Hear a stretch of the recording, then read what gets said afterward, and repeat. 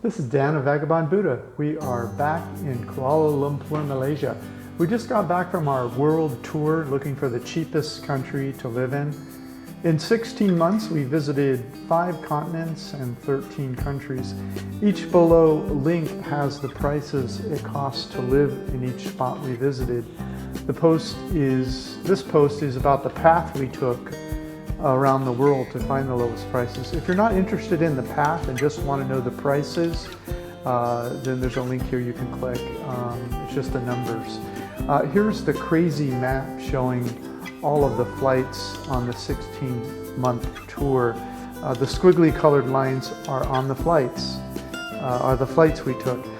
By the way, everything I talk about is in writing at Vagabond Buddha. Just click the link in the notes below this YouTube video, and all the links I discuss are there.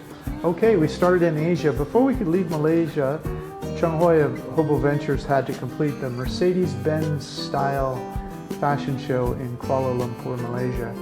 Here she is on the catwalk with some of her friends. First we flew to the United Kingdom, London, when we left Malaysia. I didn't know we would be circling the globe again. We were just trying to get from Malaysia to Mexico. All the cheapest flights were going through London, so we decided to visit my sister in the UK on the way to Mexico. She lives in London.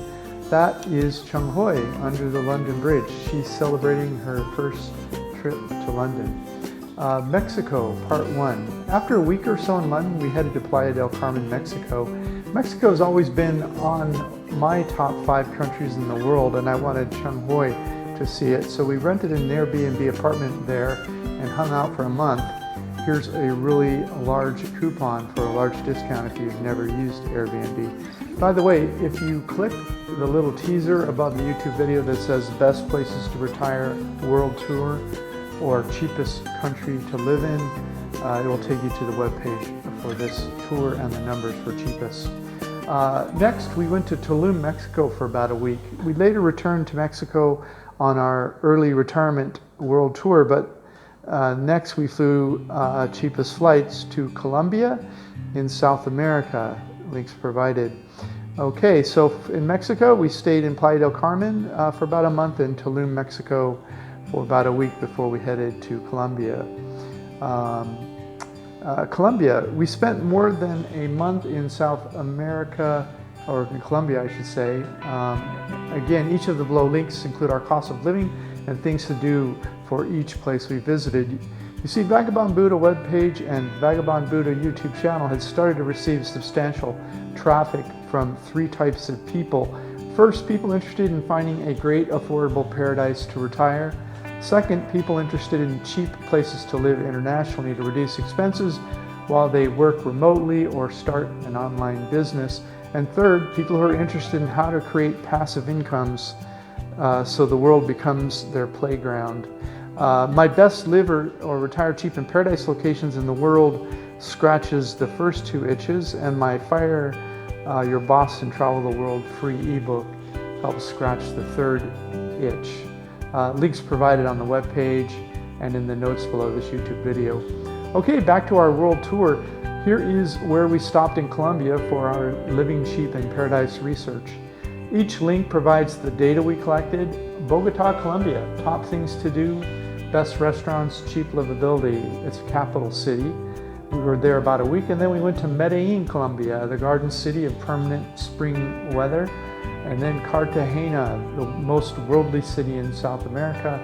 And finally, Santa Marta, Colombia, the beach and jungle on the Caribbean Sea.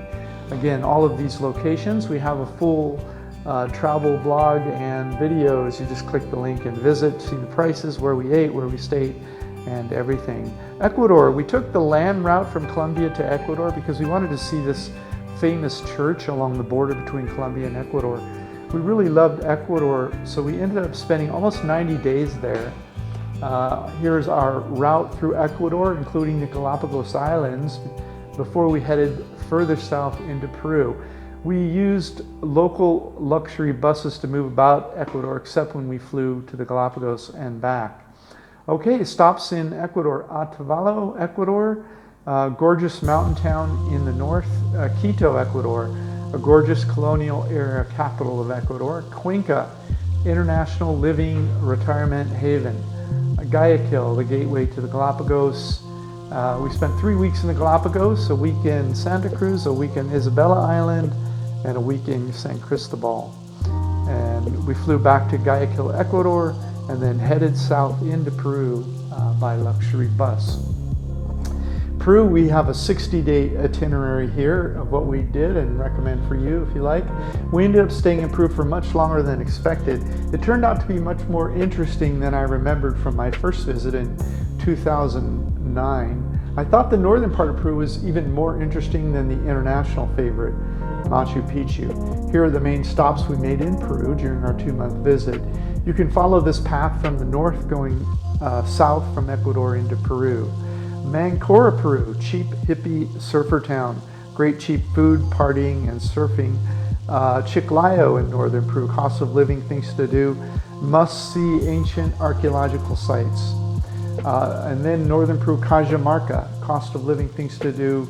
Number 2 best living or retiring cheap in paradise location is Cajamarca. Then Trujillo, not too far from there, worth a visit for ancient ruins. And then the number 3 place for living and retiring cheap in Peru is the suburb called Barranco in Lima. And then we also visited Paracas, Peru. We visited the Candelabra geoglyphs there, which some believe are signals to outer space for landing. Things to do and living in Huacachina, oasis on your way to the NASCAR lines. Must-see NASCAR lines from aircraft and Nazca, Peru. And then the number 1 place for retiring or living in cheap in Peru is called Arequipa, beautiful university town, gorgeous colonial era city, and remarkable. And then we stopped in Puno, Peru. You must see the highest lake in the world. And then we headed to Cusco and we saw the Sacred Valley and Machu Picchu. That took about 60 days. Then we jumped on a jet and we flew back to Mexico. After completing Peru, we flew back to Mexico. We then spent about 4 months investigating the colonial era cities in the mountains of Mexico. Mexico is the number 1 place that U.S. citizens love to vacation and retire. So I decided to traverse Mexico and investigate all the main places Americans seem to be retiring. We spent about 1 week in each of the following destinations. The last 2 on the list we actually visited in part 1 in Mexico, but they're included here so you'll see the path we would take if we visited them in order. You could also break them down into 3 visits, which I've done here, link provided. It felt odd to me to try to pick my favorite place in Mexico and call it the best place to live or retire in Mexico, since people are all different. That would be an oversimplification. So instead I broke them down into 3 lists: top places in Mexico for cultural explorers, action, adventures, and rural self-reliance. You can check these lists out. Okay, our path to Mexico, we flew into Mexico City. Mexico City, this would be the best place for someone who loves Manhattan in the USA. Querétaro, north of there, this was a very high per capita income and is called the Silicon Valley of Mexico. San Miguel de Allende, gorgeous colonial era mountain town full of history and expats. Guanajuato, charming hillside walkable city center where cars are not allowed. Guadalajara, too big and spread out for my taste. You need a car and will be in traffic a lot of the day. Chapala, Ajijic, lovely lakeside community where many older retiree expats live and play. Puerto Vallarta, small romantic city on the Pacific Ocean with authentic Mexican feel. Morelia, large colonial area city center that is still truly Mexican. Pansicuro, small lakeside charming town that's still mostly Mexican. Cuernavaca, an early American favorite that has lost some appeal. Tasco, gorgeous colonial era city integrated into a steep, sunny mountain terrain. Tepoztlan, a hippie feeling, grow your own organic yoga meditation village. Puebla, large authentic colonial era city with international corporate presence. Cholula, the largest pyramid in the world, including Egypt, with a church built on top of it. And Oaxaca, a charming, medium-sized, truly authentic Mexican city full of original people from pre-Spanish days, over half the population. San Cristobal, colonial-era city, highly influenced by proud original people and Europeans. Campeche, a walled colonial-era mid-sized city, mostly locals, on the Gulf of Mexico. Merida, a walled colonial-era city on the Gulf of Mexico with medium tourist influences. Isla Mujeres, a small white sand beach island entirely styled for tourists. Playa del Carmen, mid-sized city on a white sand beach, mostly adapted to tourism. And Tulum, a smaller hippie-feeling Mexican village next to white sand, high-end tourism beach. Okay, next we flew to Scotland. We wanted to go to Portugal, but we made a few stops along the way to visit friends before getting to Portugal. We visited my sister in Glasgow, Scotland, and then did a day trip to Edinburgh with her. Neither place in Scotland has particularly low prices, but my sister moved to Glasgow from London for a slower pace and to save money, sort of a pre-retirement planning move. After a few weeks in Scotland, we headed to Budapest. There's links to Retire in Glasgow and Digital Nomad in Edinburgh for Scotland links. Okay, in Budapest, after Scotland, we visited one of Chung Hoi's modeling friends in Budapest, Hungary.